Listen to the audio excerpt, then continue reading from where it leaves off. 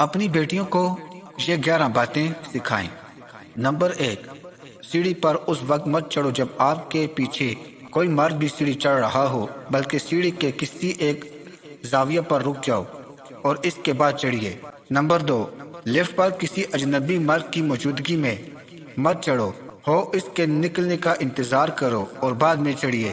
Number 3، اپنے چاچا، ماموں، خالہ کے بیٹوں سے ہاتھ کے ساتھ مصافحہ مت کیجیے۔ نمبر 4، اپنے ساتھ گفتگو کرنے والے شخص کے ساتھ ہمیشہ مناسب فاصلہ رکھیے۔ نمبر 5، ہمیشہ کسی کے ساتھ معاملہ کرنے کی حد مقرر کریں، چاہے وہ کتنا ہی قریبی کیوں نہ ہو، اور اپنے وقار کا خیال رکھیے۔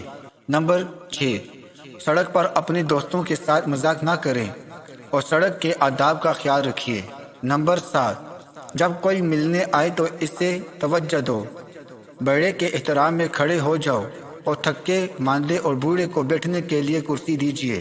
نمبر 8، گلی محلہ کے سبھی مرد باپ کے سوا اجنبی ہوتے ہیں، اس لیے ان سے بلا ضرورت بات نہیں کرنی چاہیے، کیونکہ ہراساں کرنے والے ذہنی مریض ہوتے ہیں، چاہے وہ رشتہ دار ہی کیوں نہ ہوں۔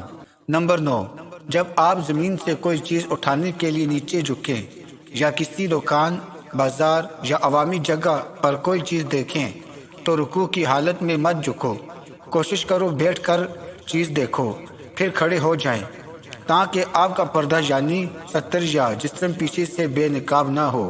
نمبر 10، اپنی پوری زندگی بس یا ٹیکسی میں بلند آواز سے باتیں مت کیجیے۔ سبھی بیٹوں، لڑکوں، مردوں کے لیے بھی یہی سب باتیں اور آداب ضرور کرنے والے ہیں، مجھ سمیت۔